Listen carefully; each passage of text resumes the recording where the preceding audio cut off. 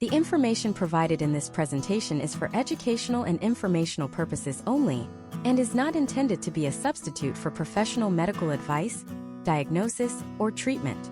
Always seek the advice of your physician or other qualified health provider with any questions you may have regarding a medical condition. Never disregard professional medical advice or delay in seeking it because of something you have seen in this video. Picture this. It's 1968. The world feels like it's coming apart at the seams. The Tet Offensive has shattered any illusion of a quick victory in Vietnam. Martin Luther King Jr. and Robert F. Kennedy will soon be assassinated. Cities are burning, college campuses are exploding with protest, and the gap between the establishment and the youth counterculture has become a chasm of mistrust. And in the middle of all this noise, this chaos, the most famous band on the entire planet, the Beatles, does something absolutely bizarre. They disappear. They pack their bags, fly halfway across the world, and retreat to a remote ashram in Rishikesh, India, at the foothills of the Himalayas. Their goal? To study transcendental meditation with a giggling, flower-draped guru named Maharishi Mahesh Yogi. The media was baffled. This wasn't a publicity stunt. This was a genuine spiritual pilgrimage. And while they were there, in between meditating for hours a day, they wrote most of the White Album. This single event, this strange journey by four lads from Liverpool, was like a cultural atom bomb. It beamed the esoteric ideas of Eastern philosophy, meditation, gurus, the search for inner peace, directly into the living rooms of mainstream Western society. It was the moment that a quiet, ancient practice from the East began its slow, inevitable takeover of the American mind. And it all started with a simple, desperate question that echoed the anxiety of the times. Isn't there a better way to live? That question from 1968 is the same question millions of us are asking today. We are drowning in stress. We're overstimulated, overworked, and overwhelmed. Our phones buzz with constant notifications, our news feeds are a fire hose of anxiety, and the pressure to succeed has never been higher. And what's the number one prescription we hear from doctors, therapists, and wellness influencers? You should try yoga. It's become the default answer to the chaos of modern life. A $60 billion global industry built on colorful mats, stretchy pants, and the promise of a calm mind. But how did we get here? How did this ancient, complex spiritual discipline from India, a practice rooted in concepts of enlightenment and cosmic consciousness, transform into a mainstream American tool for managing anxiety and getting a good stretch? That is the incredible untold story we are going to unravel. This isn't just a history lesson. By understanding this journey, you will understand the deep-seated forces that have shaped modern American wellness. You'll discover why your own brain is so receptive to these practices, and how a series of charismatic gurus, savvy marketers, pioneering scientists, and Hollywood celebrities strategically packaged a 5,000-year-old tradition and sold it to a nation desperate for relief. By the end of this journey, you won't just see a yoga mat as a piece of rubber. You'll see it as the final product of a century-long cultural, spiritual, and scientific revolution. To understand the revolution, you first have to understand the world it replaced. Imagine America before the 1960s. The prevailing mindset was one of stoicism and conformity.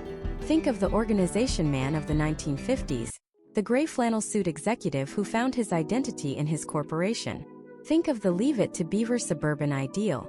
Emotions, especially negative ones like anxiety or depression, were not something to be explored.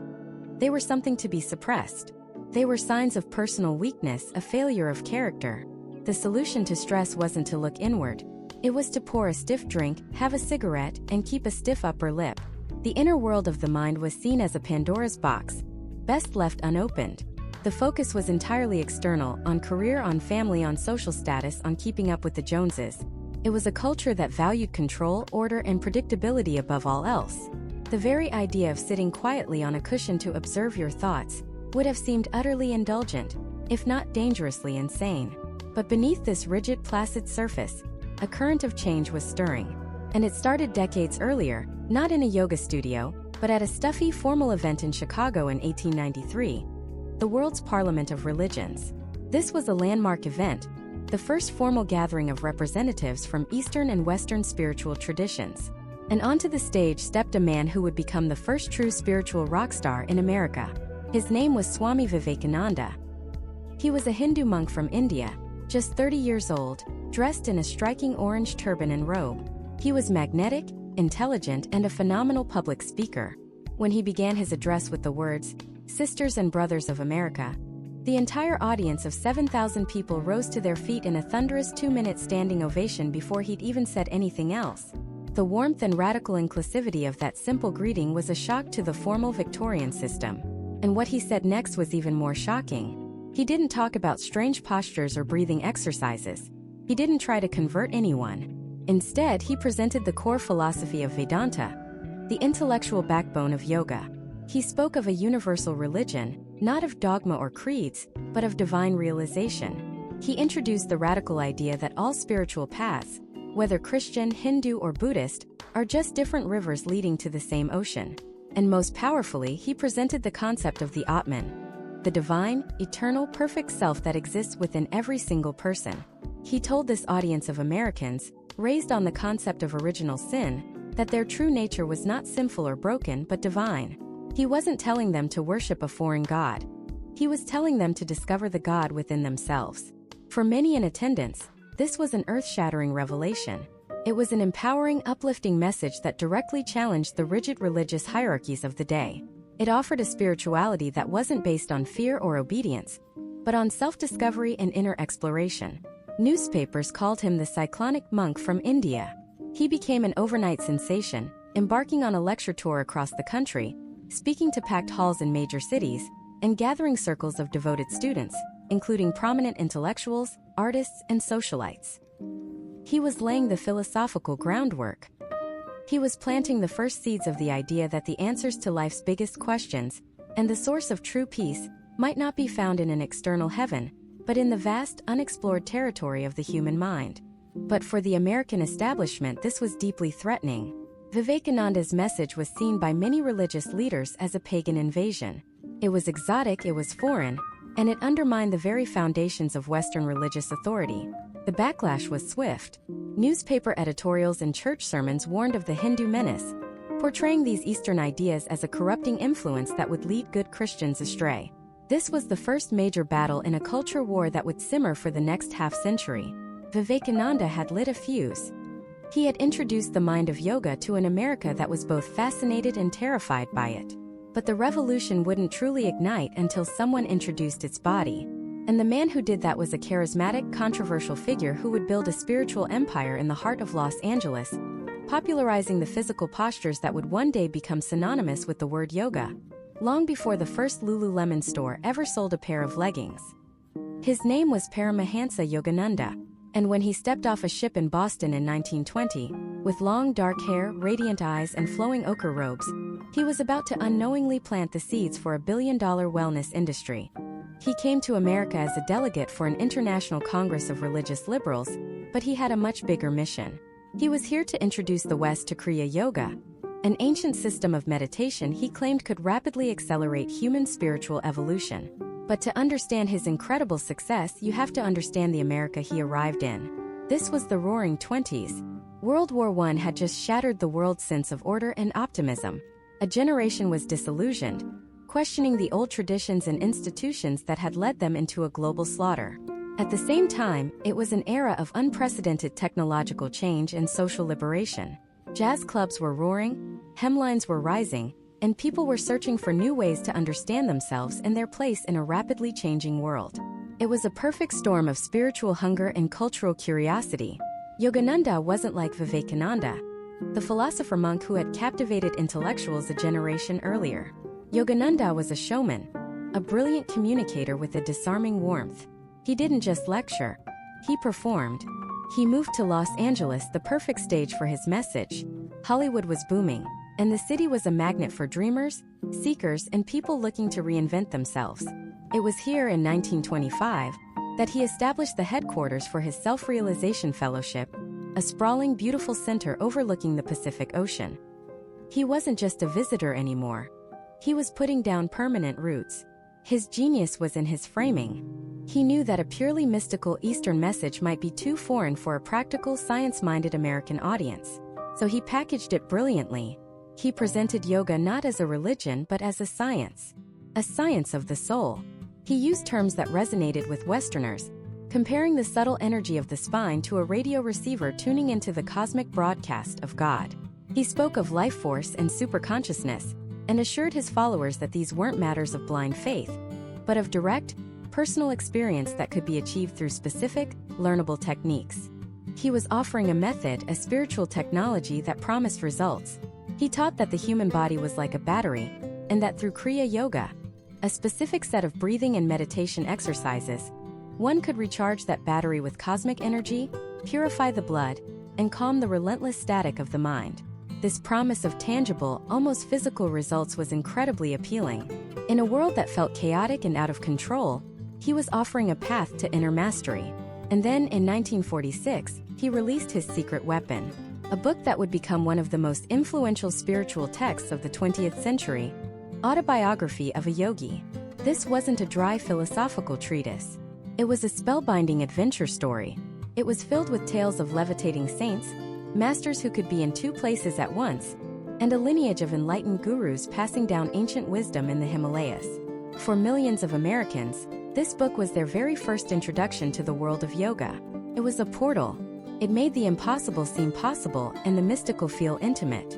It would be the only book Steve Jobs downloaded onto his iPad, and he arranged for it to be given to every guest at his memorial service. It landed in the hands of everyone from George Harrison to countless seekers who felt a pull toward something more. Yogananda became a spiritual superstar. He filled the largest auditoriums in the country, from New York's Carnegie Hall to the Los Angeles Philharmonic. He was charismatic, charming, and looked the part of an enlightened master. Celebrities flocked to him. He was building a spiritual empire. But with that level of fame and influence came intense scrutiny and controversy. To his devotees, he was a living saint, a direct link to God. But to his critics, he was a cult leader. Newspapers ran sensationalized stories, accusing him of financial impropriety and brainwashing his followers. Former disciples leveled accusations of emotional and financial manipulation. The Self-Realization Fellowship was portrayed as a secretive organization that demanded absolute loyalty to its leader.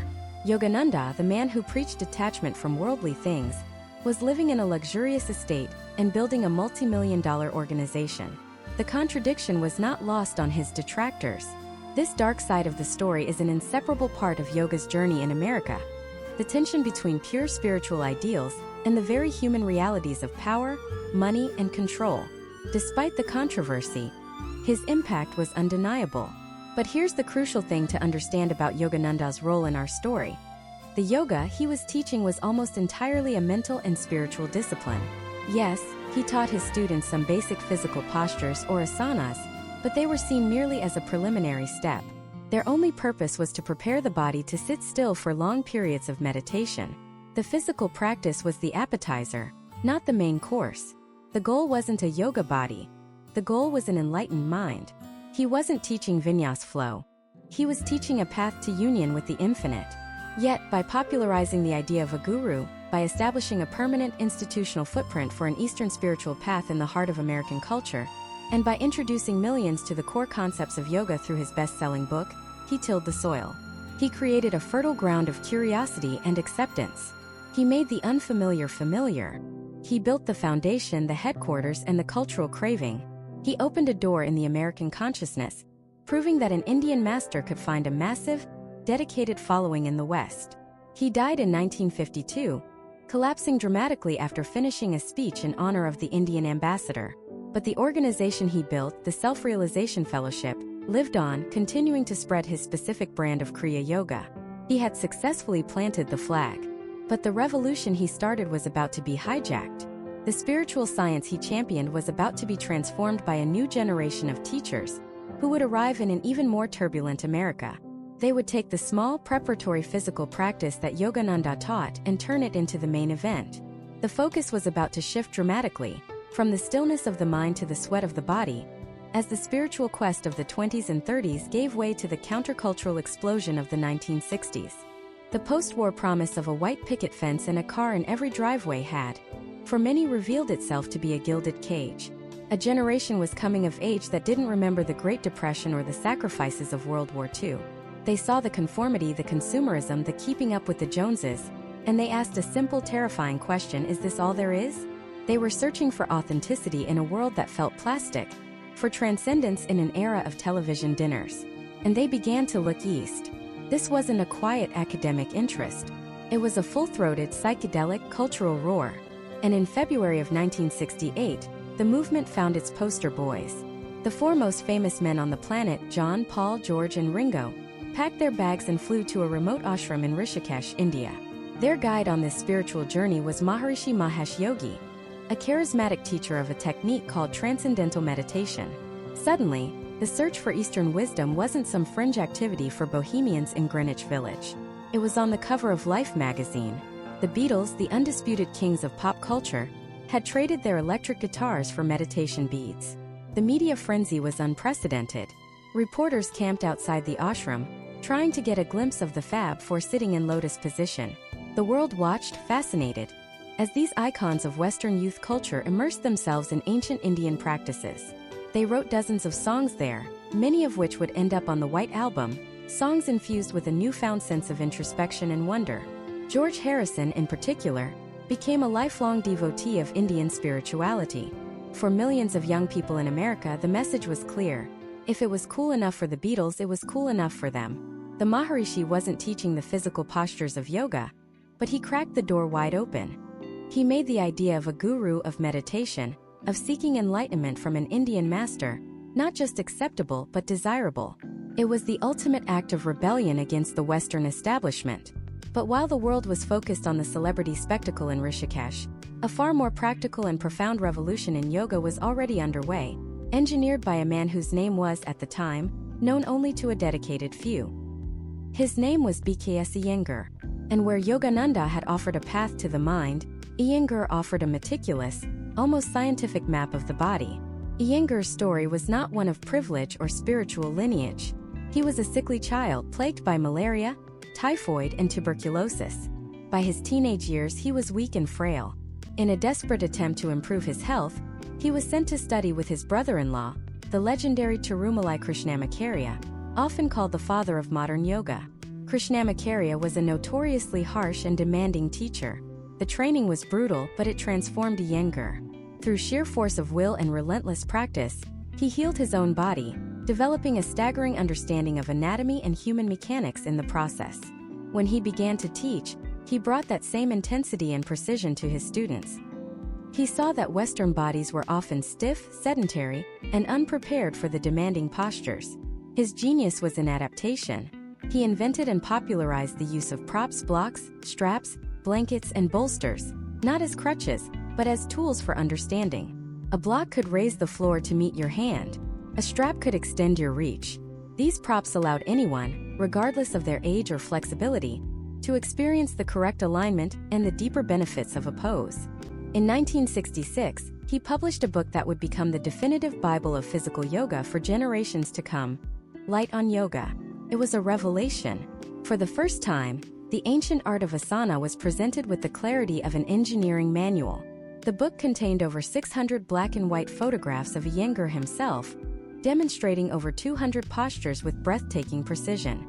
Each photo was accompanied by incredibly detailed, step-by-step instructions on how to get into the pose, what every muscle should be doing, and the therapeutic benefits. It demystified the practice. You didn't need a guru whispering secrets in your ear. You had the manual right in your hands. Light on Yoga turned an esoteric Indian art form into an accessible, repeatable system. It gave a generation of aspiring yogis in America the blueprint they desperately needed to take the practice from the ashram into their own living rooms. But even Iyengar's brilliant manual was still seen as intense, serious, and perhaps a bit too foreign for mainstream America. The country needed a different kind of ambassador, someone who could strip yoga of its intimidating spiritual baggage and present it in a package that the average suburbanite could understand and embrace. That ambassador was Richard Hittleman. Hittleman was a pragmatist. He understood the American psyche. He knew that talk of chakras, prana, and enlightenment would scare off the very people who could benefit most from the practice. So he made a strategic choice. He focused exclusively on the physical and mental health benefits. He presented yoga not as a spiritual discipline, but as a fantastic system for stress reduction, flexibility, and physical fitness. In 1961, a full 7 years before the Beatles went to India, Hittleman launched a television show called Yoga for Health. It was revolutionary. Filmed in black and white, the show featured Hittleman, clad in a simple black leotard, calmly guiding viewers through gentle stretches and breathing exercises on a bare stage. There was no chanting, no Sanskrit, no religious overtones. He used simple, direct English. A posture wasn't Ardha Chandrasana. It was the half-moon pose. He spoke in a soothing, reassuring voice, promising viewers relief from tension and a feeling of well-being. He was selling relaxation, not religion, and America bought it. Yoga for Health was syndicated on stations across the country, making Richard Hittleman the first yoga television star. He brought yoga out of the counterculture and placed it squarely in the mainstream, repackaging it as a form of self-care for the modern American. So by the end of the 1960s, the stage was set. The decade had created three distinct, parallel streams for yoga to flow into American life. The Beatles and the Maharishi made the spiritual quest for Eastern wisdom cool and aspirational. B.K.S. Iyengar provided the rigorous, detailed instruction manual for the physical practice, creating a standard for alignment and safety. And Richard Hittleman sanitized it for mass consumption, turning it into a non-threatening form of televised exercise. The seeds of yoga's pop culture fame, its physical discipline, and its commercial accessibility had all been planted in the fertile, rebellious ground of a single decade. The question was no longer if yoga would take root in America, but what it would grow into, as a new wave of charismatic, ambitious teachers from India began to notice the opportunity and set their sights on the West. The real boom was just about to begin. The year is 1965. The United States is a pressure cooker. The Vietnam War is escalating, casting a long shadow over an entire generation. The civil rights movement is challenging the very soul of the nation. And young people, the baby boomers, are starting to look at the post-war American dream of a house in the suburbs and a steady job and ask, is this it? This simmering discontent, this search for meaning beyond material wealth, created a spiritual vacuum. And into that vacuum stepped a new kind of guru, one who understood not just ancient wisdom, but modern marketing. Perhaps no one understood this better than a man with a gentle smile and a captivating giggle. Maharishi Mahesh Yogi. He wasn't teaching contorted postures. He was offering something far simpler and far more scalable. He called it Transcendental Meditation, or TM. The genius of the Maharishi was in his packaging. He stripped meditation of its complex religious and philosophical baggage. He presented it not as a path to enlightenment, but as a practical scientific technique for stress reduction. He claimed 20 minutes twice a day could lower your blood pressure, increase your intelligence, and unlock your creativity. It was a message tailor-made for a pragmatic, results-oriented America. He wasn't asking you to become a Hindu. He was offering a life hack. But a great product needs great marketing, and the Maharishi got the greatest endorsement in the history of pop culture. In 1968, the Beatles, the most famous band on the planet, journeyed to his ashram in Rishikesh, India, seeking refuge from the madness of their own fame. The image of John, Paul, George, and Ringo sitting at the feet of this giggling guru was broadcast around the world. It was a cultural atom bomb. Suddenly, meditation wasn't just for weirdos in robes, it was for rock stars. It was cool. It was a legitimate tool for dealing with the pressures of modern life.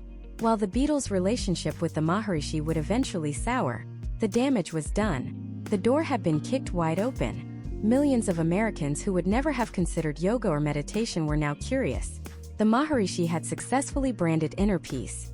While he was selling serenity to the mind, another master was quietly revolutionizing the body. His name was B.K.S. Iyengar. If the Maharishi was the marketer, Iyengar was the engineer. His story was not one of instant celebrity, but of intense personal struggle.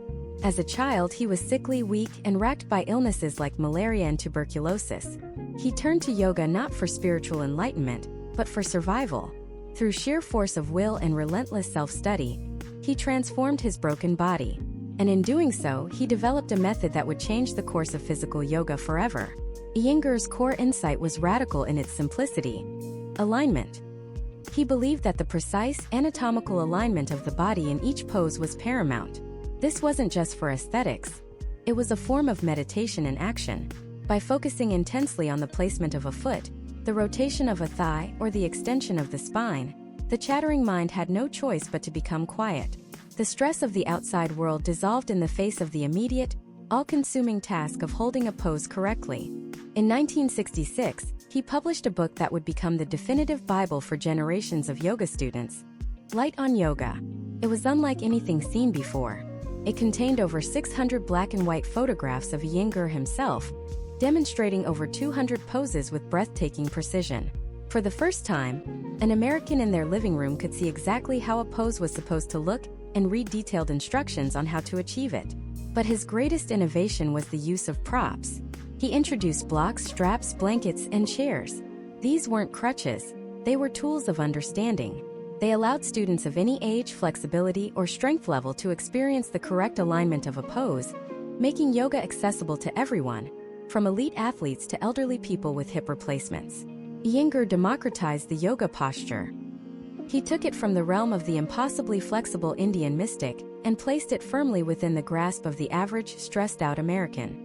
He gave them a blueprint for building a strong, stable container for the chaotic energy of modern life. At the same time that Iyengar was building his system of precision and order, a third powerful figure arrived, bringing a completely different flavor of yoga to the West. He was a towering Sikh with a long beard and a white turban, and his name was Yogi Bhajan. He wasn't teaching quiet meditation or static alignment. He was teaching Kundalini yoga, and it was an explosion of energy. Kundalini was dynamic, intense, and often cathartic. It involved repetitive movements, powerful breathing techniques, chanting, and meditation, all performed in specific sequences called kriyas. Yogi Bhajan arrived in Los Angeles in 1968, the epicenter of the counterculture. He looked at the hippies, the flower children, and the young people searching for transcendence, often through drugs, and he saw a generation in need of a different kind of high. He offered them Kundalini as a way to access altered states of consciousness, to experience profound energy shifts, and to purify themselves from the inside out. His message was direct. You have a birthright to be healthy, happy, and holy. He founded the 3HO organization and established ashrams that provided a structured, disciplined lifestyle for his followers, many of whom were recovering from drug addiction. For them, the intense physical and emotional release of Kundalini was a lifeline. It was a way to burn through trauma, anxiety, and addiction, replacing it with a sense of vitality and spiritual connection. It directly addressed the deep cultural stress and dislocation felt by so many young Americans, offering not just a coping mechanism, but a total spiritual rebirth. So by the mid-1970s, the American spiritual landscape had been fundamentally altered. You now had a growing spiritual supermarket. If you were a stressed-out executive, you could practice the Maharishi's TM on your lunch break. If you were a detail-oriented person seeking physical and mental order, you could unroll your mat in an Iyengar class. And if you were a soul searcher looking for a powerful, transformative experience, you could find your way to a Kundalini ashram. These three men, each in their own way, had successfully translated a piece of ancient Indian wisdom into a language Americans could understand. They built organizations, trained teachers, and created communities. They laid the institutional and cultural groundwork for yoga's next great leap. But for all their success, yoga was still largely confined to the counterculture, to spiritual seekers, to a niche group of people on the coasts. To truly become a mainstream stress reliever, it would have to shed even more of its spiritual skin. It would need to be repackaged one more time, not as a path to enlightenment, but as the ultimate form of fitness. The 1980s were coming, and with them the age of the aerobics queen, the home workout video, and the boutique fitness studio. Yoga was about to get a makeover. The makeover began not in a serene ashram, but in the sweat-drenched, mirror-walled crucible of the American fitness boom. The 1980s was a decade of excess, and that extended to the human body. It was the era of no pain, no gain, of sculpted physiques and punishing workouts. The new American temple was the gym, and its high priestess was Jane Fonda, leading legions of followers in high-cut leotards through relentless bouncing aerobics routines. The soundtrack wasn't the gentle hum of an OM, but the driving synthesized beat of Physical by Olivia Newton-John. It was a culture obsessed with the surface, with visible results, with pushing the body to its absolute limit. In this fluorescent-lit world of spandex and leg warmers, traditional yoga seemed like a relic from another time. It was slow. It was quiet. It was contemplative. It asked you to turn inward, while the entire culture was screaming at you to look in the mirror and fix what you saw. The gentle, alignment-focused yoga of BKS Iyengar, or the therapeutic, breath-centric approach of Desika Carr, was seen by the fitness crowd as, at best, a good stretch for a cool down, and at worst, a waste of a perfectly good hour you could have spent burning calories. Yoga had a perception problem. It was seen as passive, esoteric, and frankly not much of a workout. If yoga was going to survive, let alone thrive, in the decade of the body, it couldn't just get a makeover. It had to get ripped.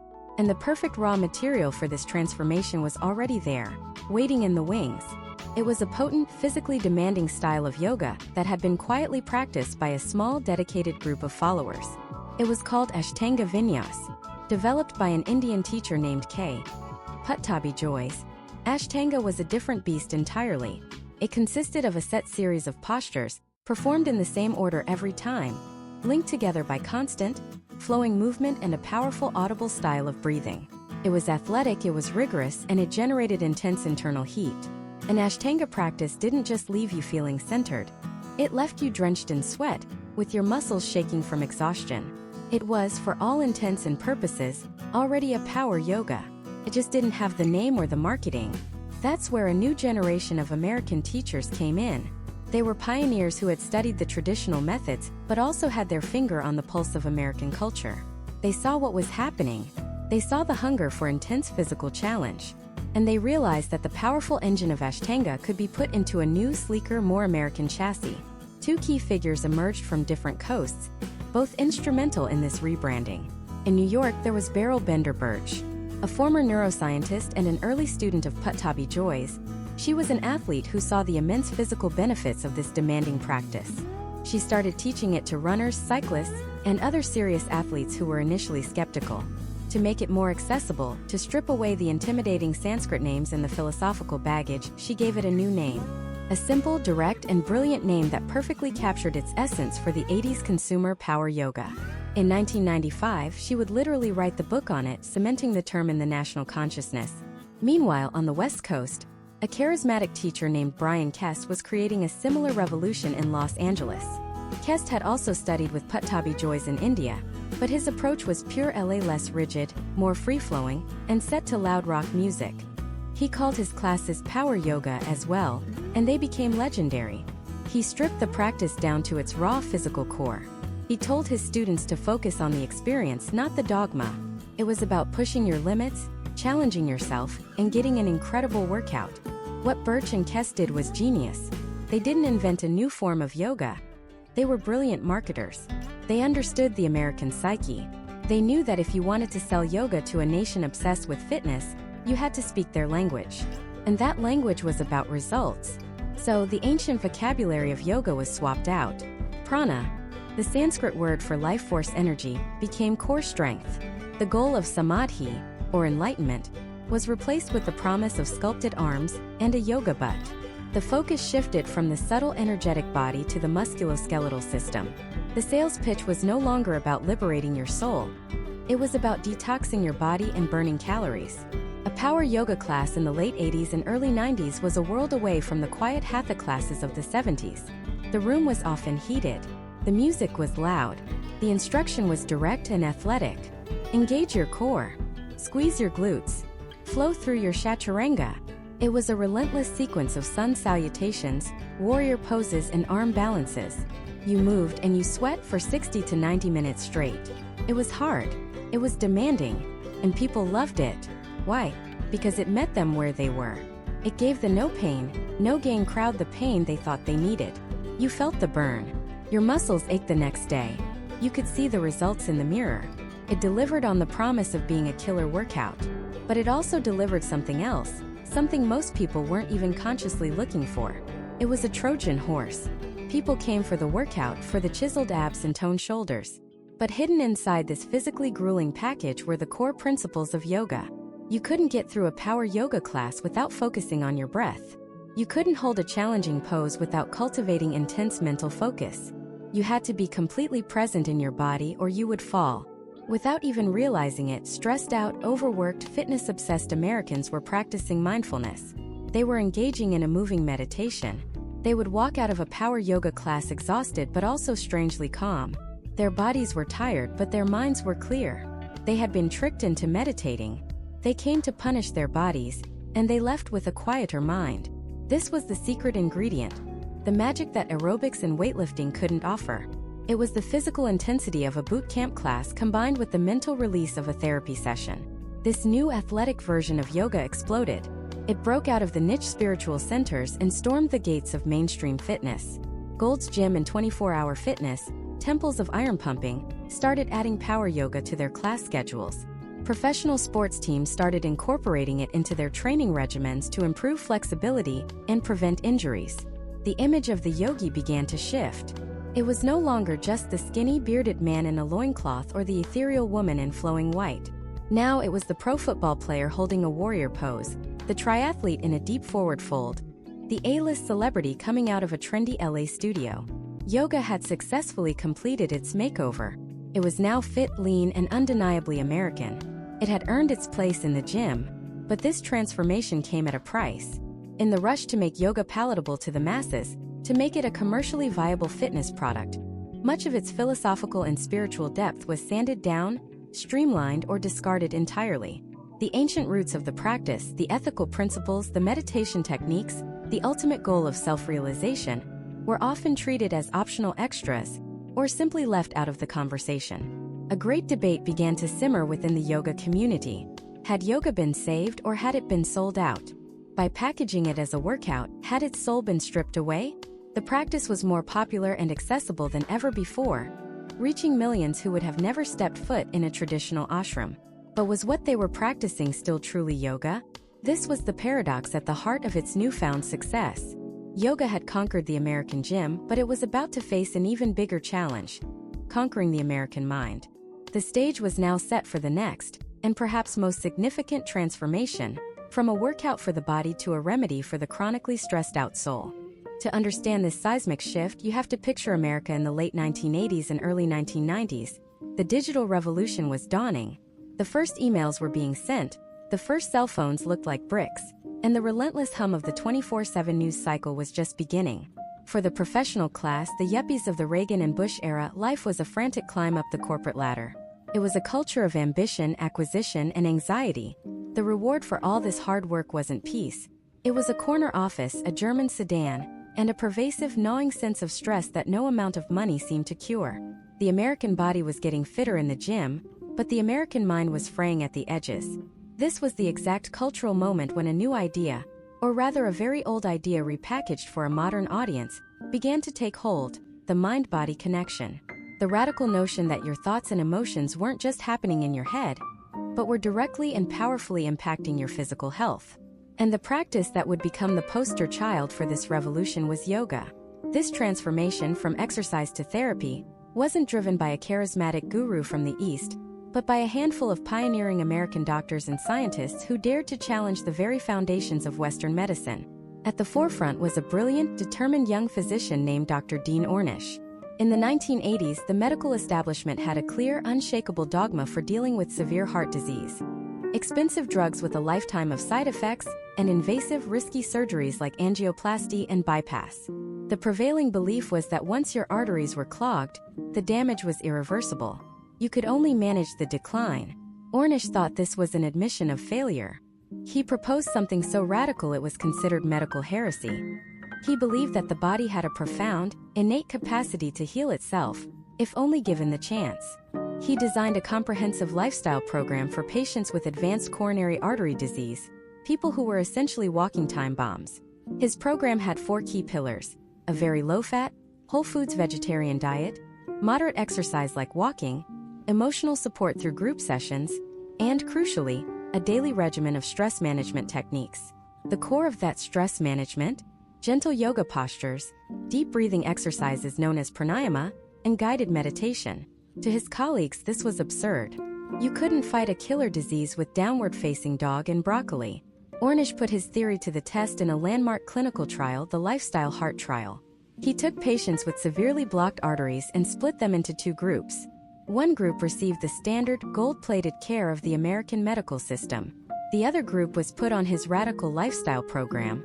The results, published in the prestigious medical journal The Lancet in 1990, were an earthquake that shook the pillars of cardiology. The patients receiving standard care got worse, as expected. But the patients in Ornish Yogan diet group didn't just stop the progression of their disease. They got better. Their bodies were actively healing.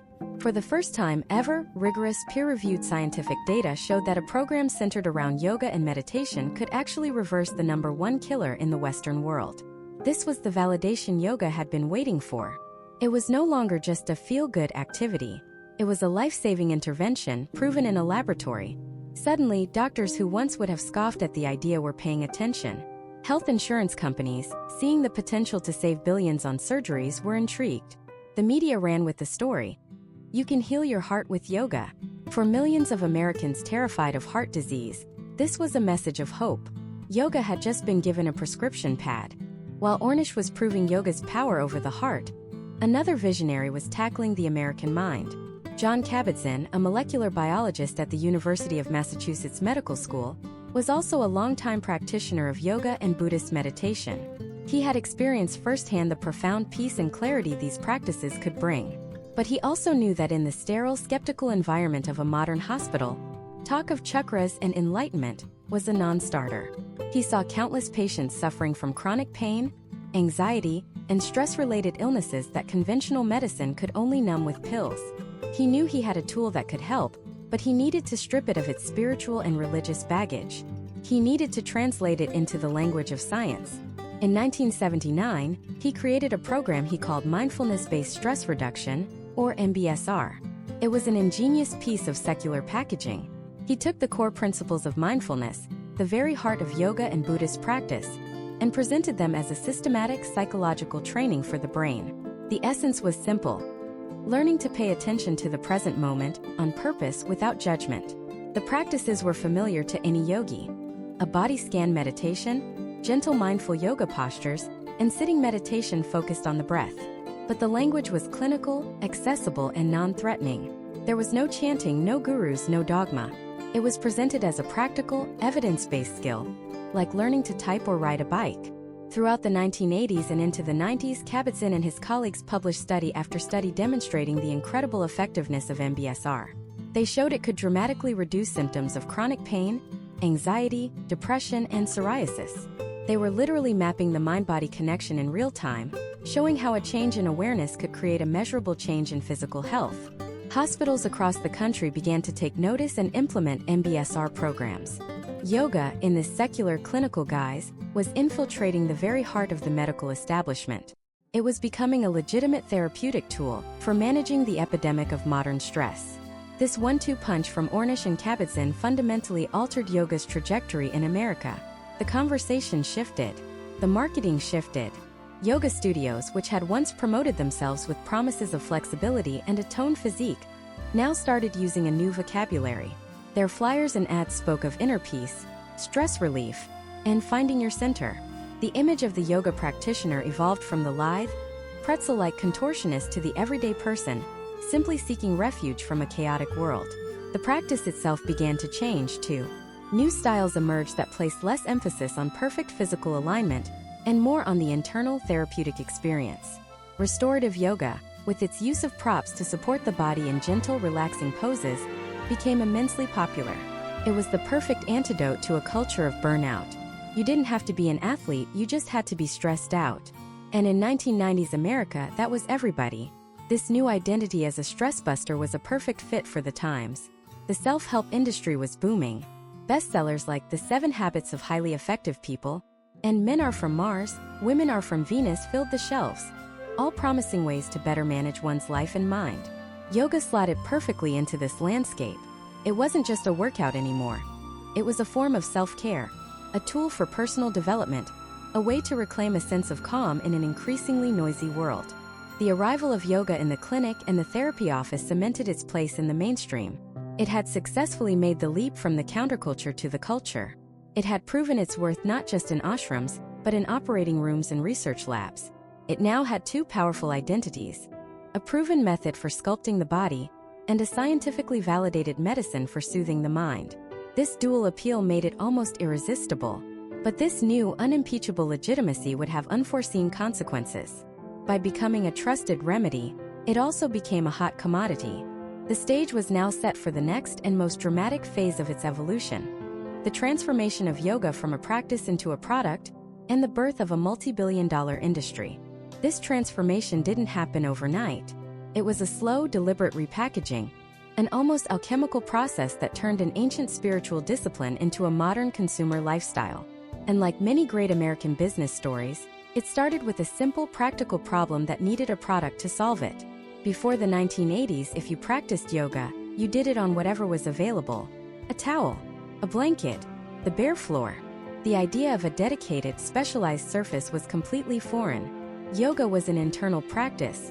The external environment was secondary. But as yoga's popularity grew, especially the more athletic, flowing styles gaining traction in the West, a problem emerged: slipping. Sweaty hands and feet on a smooth wooden floor made holding poses like downward-facing dog a frustrating and even dangerous challenge. The solution came not from an ancient yogic text, but from a German carpet company.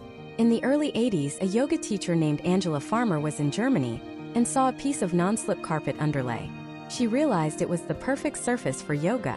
She brought some back to London, and her father began importing it. This was the birth of what we now call the sticky mat. For years, it was a niche product, a simple functional tool known only to serious practitioners. But it was the first critical step. It was the first time a physical product became associated with the practice of yoga. It created a new category of consumer good: yoga accessories.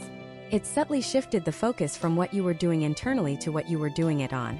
This small piece of plastic was the seed from which an entire industry would grow.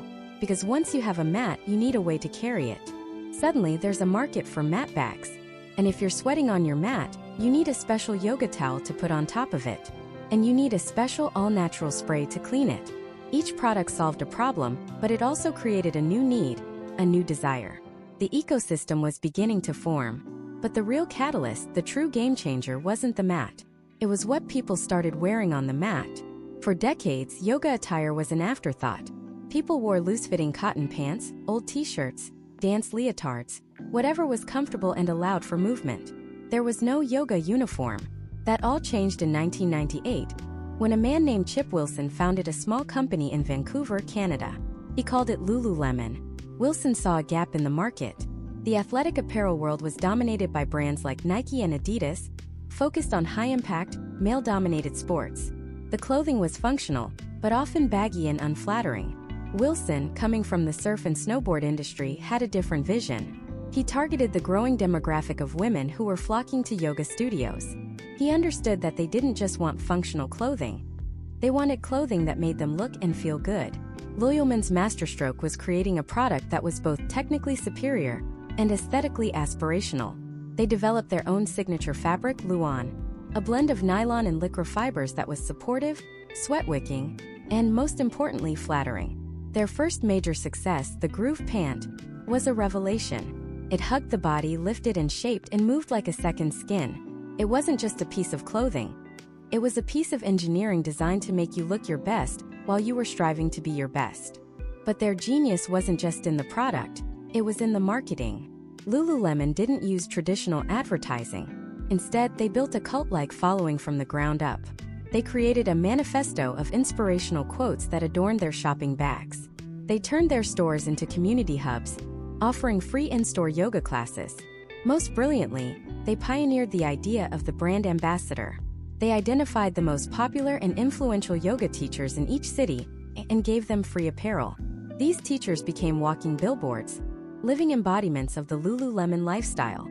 When students saw their revered teacher wearing these sleek, expensive pants, they didn't just want the pants. They wanted a piece of the confidence, grace, and status their teacher embodied. Lululemon wasn't selling yoga pants. They were selling an identity. They were selling belonging to an exclusive tribe of healthy, mindful, and successful people. While Lululemon was revolutionizing what people wore to yoga, another force was revolutionizing how yoga was sold as a business. This was the era of branded, franchised yoga. Perhaps the most famous and later infamous example was Bikram Yoga. Bikram Chowdhury, an Indian-born yoga champion, created a fixed sequence of 26 postures and 2 breathing exercises, performed over 90 minutes in a room heated to 105 degrees Fahrenheit. Bikram's method was a perfect product for the American market. It was standardized, predictable, and intense. No matter which Bikram studio you walked into anywhere in the world, you knew exactly what you were going to get. This was the McDonald's model applied to yoga. He created a rigorous, expensive teacher training program that was less about imparting deep yogic philosophy and more about certifying instructors to replicate his product with perfect fidelity.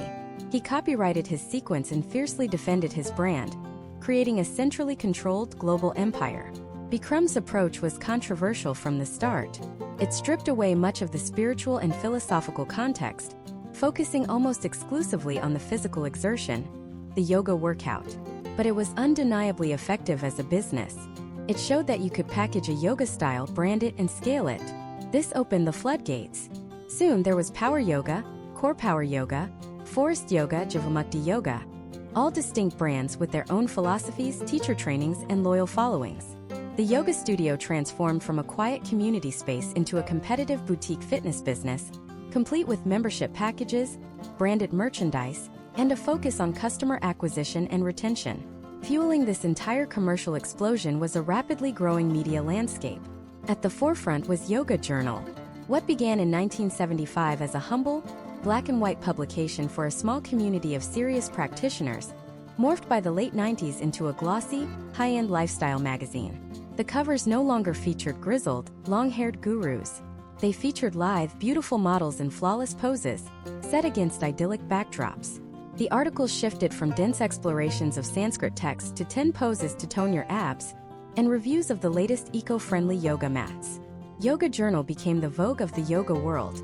It created and disseminated the image of the ideal modern yogi. Healthy, happy, affluent, and outfitted in the latest gear. It told its readers what to wear, where to practice, and what to buy to live the yoga lifestyle. And then came Hollywood. In the 90s and early 2000s, A-list celebrities began to publicly embrace yoga, not just as a spiritual practice, but as their secret to a perfect body. Madonna famously credited her sculpted arms to her rigorous Ashtanga practice. Gwyneth Paltrow became a vocal advocate. Sting, Jennifer Aniston, Christy Turlington. Suddenly, yoga was everywhere in the pages of People and Us Weekly. This was the ultimate validation. It bestowed upon yoga a level of glamour and cultural currency it had never had before. It was no longer a fringe activity for hippies. It was the sophisticated workout of choice for the rich and famous. This celebrity endorsement was the final, powerful push that took yoga from a niche wellness practice to a full-blown mainstream phenomenon. The American machine of commerce had fully embraced yoga. It had been measured, packaged, branded, and sold with incredible efficiency. A practice that began with ascetics renouncing worldly possessions was now the engine of a multi-billion-dollar market of pants, mats, magazines, and luxury retreats. It was more accessible, more popular, and more visible than ever before. Yoga had successfully been sold to America. But in the process of putting a price tag on enlightenment, a fundamental and unsettling question began to bubble to the surface. What, if anything, had been lost in the transaction? That transaction, as it turned out, had a hidden cost. To make yoga palatable for the American mainstream, it had to be filtered. It was repackaged, rebranded, and in many ways declawed. The deep, often challenging philosophical and spiritual underpinnings of the practice, the very roots that gave it life for millennia, were trimmed away like inconvenient branches. What was left was a streamlined, highly marketable product, yoga as a workout. This was the birth of what some critics would derisively call McYoga. Fast, accessible, standardized, and stripped of its original spiritual nutrition. The ancient eight-limbed path of yoga, a profound system for ethical living and spiritual awakening, was effectively reduced to just one limb, the asanas or physical postures. The other 7 limbs, principles like moral conduct, self-discipline, breath control, and meditation leading to enlightenment, were often relegated to a brief mention at the beginning of class, or worse, ignored entirely. The goal shifted from self-realization to self-improvement. Enlightenment was replaced with the pursuit of a yoga butt. The sacred texts were swapped for celebrity-endorsed workout DVDs. This wasn't necessarily a malicious act. It was the natural outcome of American capitalism, absorbing a foreign concept. To sell something, you have to make it understandable and desirable to the target market. And in a culture obsessed with physical fitness, eternal youth, and quick fixes, selling yoga as a path to a better body was infinitely easier than selling it as a path to transcending the self. The gurus of the 60s and 70s were replaced by a new kind of teacher, the fitness influencer. These were charismatic, athletic, and photogenic instructors who built personal brands. They weren't selling esoteric philosophy. They were selling an aspirational lifestyle. And business was booming. Teacher training programs exploded. But instead of years-long apprenticeships with a master, you could now get certified in a 200-hour course over a few weekends for $3,000. This created an army of new teachers ready to staff the thousands of studios popping up in strip malls and urban centers across the country. The barrier to entry was low, and the messaging was simple. Get flexible, get strong, get calm. Yoga was no longer a profound spiritual discipline, it was a service industry. And like any industry, it developed its own uniforms, its own accessories, and its own multi-billion-dollar market. This is where Lululemon Athletica enters the story. Founded in 1998, the company didn't just sell yoga pants, it sold an identity. Their high-priced, high-performance apparel became a status symbol, the unofficial uniform of the modern American yogi. Wearing Lululemon signaled that you were part of a specific tribe, affluent, health-conscious, and dedicated to self-care. The brand masterfully intertwined the practice of yoga with consumer culture, suggesting that the path to inner peace could be paved with $98 leggings. The commercialization was so total, so pervasive, that it became almost invisible. Yoga was now an inseparable part of the wellness industrial complex. There were yoga cruises, yoga wines, yoga apps, and even yoga for dogs. The practice had been fully assimilated. But as yoga's popularity reached its zenith, a growing chorus of voices began to ask a deeply uncomfortable question. In this rush to commercialize, had America stolen yoga? This was the start of the fierce and complex debate around cultural appropriation. The argument was this: a sacred spiritual tradition from India, deeply rooted in Hindu and other Dharmic philosophies, had been co-opted by a predominantly white, wealthy, Western culture. It had been stripped of its religious context, sanitized of its cultural origins, and monetized for profit, all without acknowledging or compensating the culture from which it came. The evidence was everywhere. The Sanskrit word namaste, a respectful greeting recognizing the divine in another, became a cutesy, meaningless sign-off at the end of a workout class. The sacred symbol Om, representing the sound of creation, was slapped onto tank tops and water bottles. Indian deities were used as decorative motifs in chic, minimalist studios. To critics, these weren't acts of appreciation, they were acts of erasure. It was colonialism in a new wellness-branded guise. In 2010, this simmering tension boiled over. The Hindu American Foundation launched a campaign called Take Back Yoga. Their goal wasn't to stop people from practicing yoga, but to re-educate the public about its Hindu roots. They argued that presenting yoga as a mere physical exercise was a gross misrepresentation. It is not just a form of physical culture, their campaign stated, but a spiritual and meditative discipline. They pointed out the absurdity of separating yoga from Hinduism, comparing it to trying to separate the Eucharist from Christianity. The campaign sent a shockwave through the American yoga community. It forced practitioners and teachers to confront the uncomfortable history of their beloved practice. Many reacted defensively. They argued that yoga is universal, that it belongs to everyone. They claimed their practice was one of appreciation, not appropriation. They insisted that their intentions were pure. They were only seeking health, peace, and well-being. Some even argued that by removing the religious elements, they were making yoga more inclusive and accessible to people of all faiths, or no faith at all. This created a deep philosophical rift. On one side, you had those who saw yoga as a universal human heritage, a technology for well-being that could and should be adapted by any culture.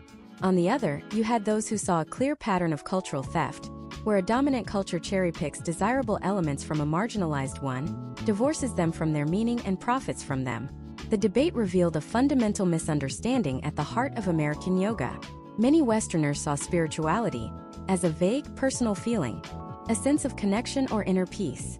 But in its original context, the spirituality of yoga is anything but vague. It's a precise, sophisticated system of philosophy, ethics, and metaphysics. By replacing that system with a generic, feel-good spirituality, the American version had created a profound emptiness at its core. The irony was inescapable. A practice designed to help individuals transcend their ego and dissolve the illusion of the self had become a central pillar of the me-first wellness and self-care industry. It was now used to cultivate the very things it was originally meant to dismantle: a preoccupation with the physical body, the construction of a personal brand, and the accumulation of status symbols. The ancient yogis sought to renounce the material world. The modern yogi sought the perfect gear to practice in it. This wasn't just a philosophical problem. It had real-world consequences. The commercialization created a huge diversity and representation problem. The face of yoga in America became thin, white, female, and affluent. This alienated countless people, including many from the South Asian diaspora, who felt their own heritage was being sold back to them in a form they no longer recognized and in many cases couldn't afford. The very people whose ancestors created the practice were now often outsiders looking in. The yoga industrial complex was now a juggernaut, a $27 billion a year industry in the US alone. It was too big, too profitable, and too deeply embedded in the culture to simply stop. The questions it raised, however, couldn't be ignored. Could a practice be both a sacred tradition and a commercial product? Could it be simultaneously a path to spiritual liberation and a trendy workout? And most importantly, was there a way to honor the roots of yoga without sacrificing the accessibility that had made it a lifeline for millions of stressed-out Americans? The soul of yoga was up for grabs, and a battle was beginning to rage over who exactly had the right to define it. This question ignited a firestorm in the 2010s, a period that would become known as the Yoga Culture Wars. The debate spilled out of niche blogs and into the mainstream, fueled by social media and a growing awareness of social justice issues. The central accusation was powerful and direct: cultural appropriation. For decades, America had been happily borrowing yoga's poses, its calming effects, and its aesthetic, but it had left the soul of the practice behind in India. Critics argued that what most Americans called yoga was, in reality, just asana, the physical postures, which make up only one of the 8 limbs of classical yoga. The other 7 limbs, moral principles, self-discipline, breath control, sensory withdrawal, concentration, meditation, and enlightenment, were almost entirely absent from the typical 60-minute power vinyas class. The very language was a battlefield. Sanskrit terms like namaste were being used casually, often as a folksy hello or goodbye at the end of a workout, stripped of their profound meaning. The divine in me bows to the divine in you. The sacred symbol Om was being printed on tank tops and water bottles, transformed from a representation of the universe's primordial sound into a trendy logo. To many South Asians, both in the diaspora and in India, this wasn't appreciation, it was erasure. It was watching a deep, rich, and sometimes difficult spiritual tradition be flattened, sanitized, and commercialized for a Western audience that seemed to want the benefits of yoga without any of the cultural or historical baggage. They saw a multi-billion-dollar industry built on the back of their heritage, with the profits flowing almost exclusively to non-South Asian entrepreneurs and instructors. But the defense was just as passionate. Millions of Americans who had found solace on the mat felt blindsided and unfairly attacked. They weren't colonialists. They were stressed-out office workers, anxious parents, and people searching for a moment of peace in a chaotic world. They hadn't set out to disrespect a culture. They had simply followed a path that offered tangible relief. For them, the physical practice was the gateway. The focus on the body and breath was precisely what had quieted their racing minds when nothing else could. They argued that culture isn't a museum piece frozen in time. It breathes, it travels, it evolves. Insisting on a rigid, pure form of yoga, they contended, was a form of gatekeeping that would lock out the very people who needed it most. Was it not better for millions to experience even a fraction of yoga's benefits than for it to remain an obscure practice accessible only to a select few? This tension between accessibility and authenticity played out most vividly in the marketplace. And no company embodied this conflict more than Lululemon Athletica. Founded in 1998, Lululemon didn't just sell yoga pants. It sold an aspirational lifestyle. It transformed yoga wear from baggy sweatpants into high-end, technical fashion. Owning a pair of their iconic leggings became a status symbol, a declaration that you were part of a specific tribe. Healthy, wealthy, and spiritually-ish. Their stores weren't just retail spaces. They were community hubs, offering free yoga classes. They created brand ambassadors out of popular local yoga teachers, brilliantly weaving their marketing into the fabric of the community. Lululemon's success was staggering, but it also became a lightning rod for criticism. The company's marketing, featuring almost exclusively thin, white women, reinforced the stereotype of the modern yogi, further alienating people of color and those with different body types.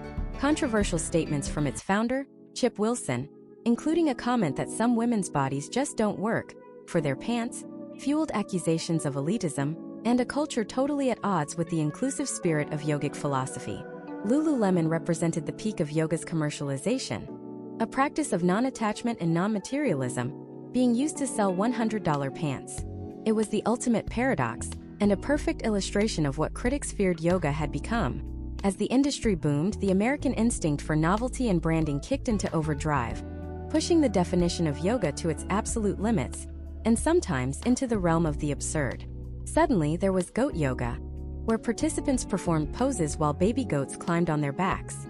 There was beer yoga, where a bottle of IPA was incorporated into the flow. Rage yoga encouraged screaming and swearing. Doga was yoga with your dog. Each new fad was an Instagram-ready spectacle, perfectly packaged for a culture obsessed with unique experiences. While often lighthearted, these trends were, for many, the final straw.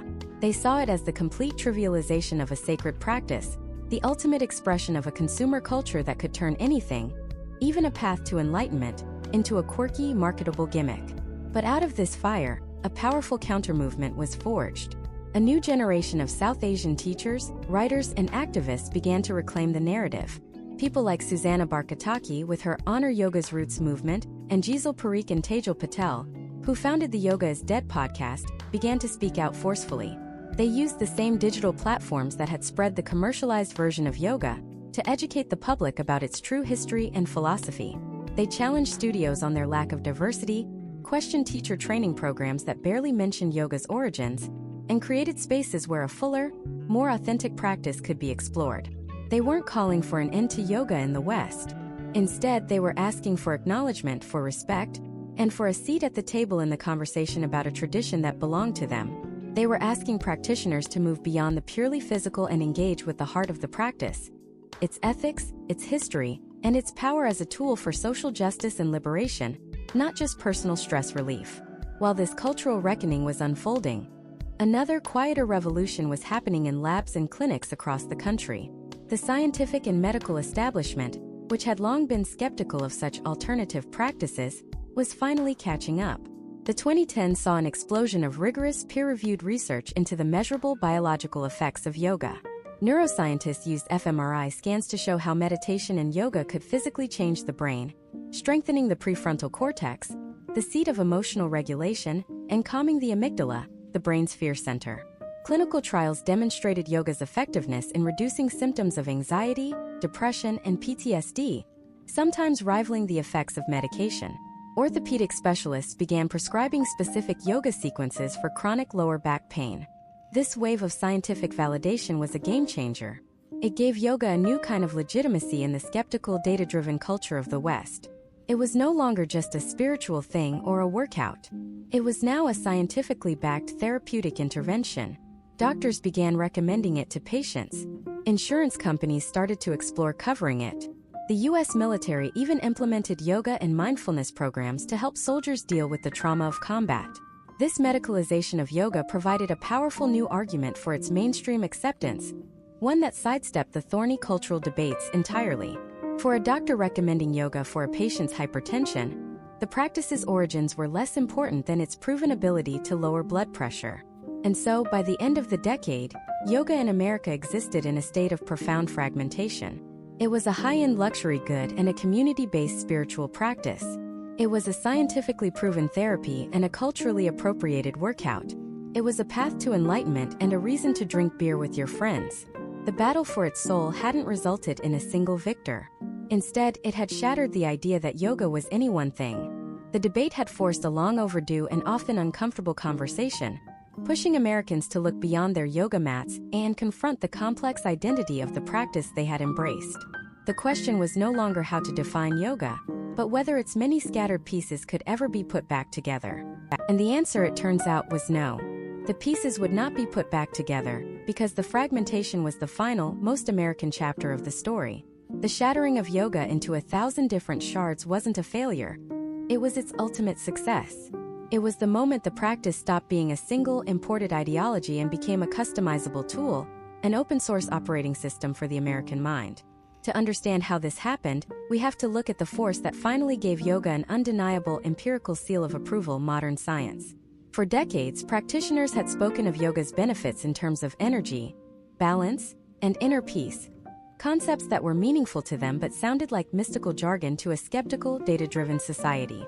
But in the late 90s and early 2000s, something shifted.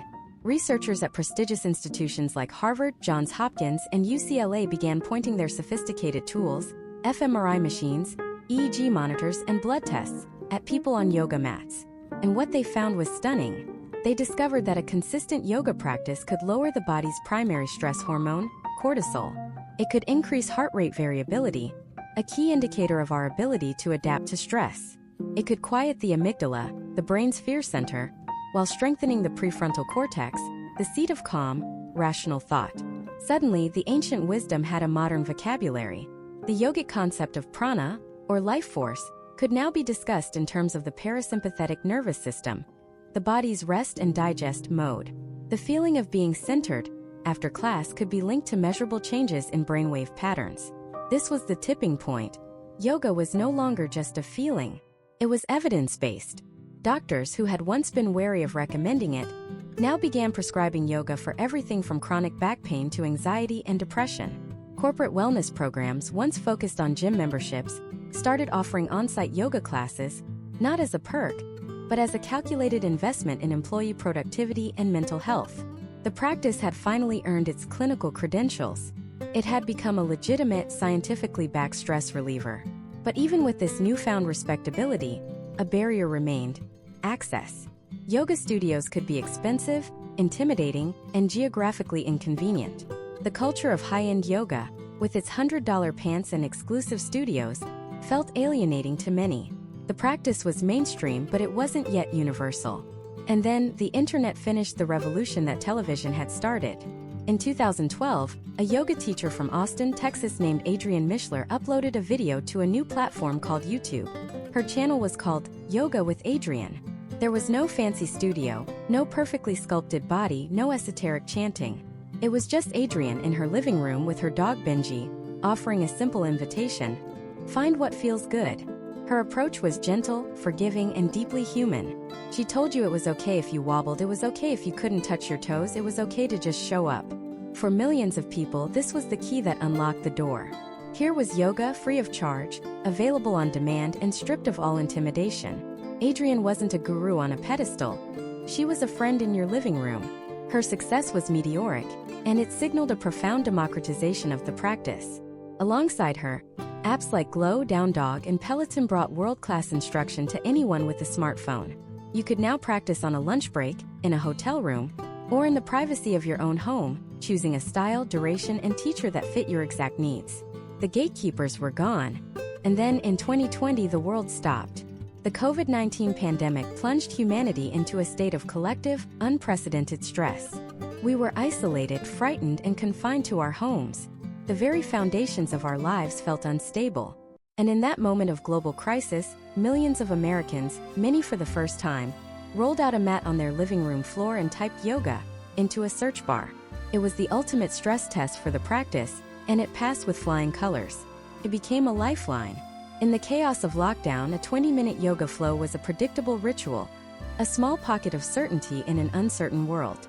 It was a way to move the body when we couldn't leave the house, a way to quiet the racing mind when the news was overwhelming, a way to breathe deeply when it felt like the world was holding its breath.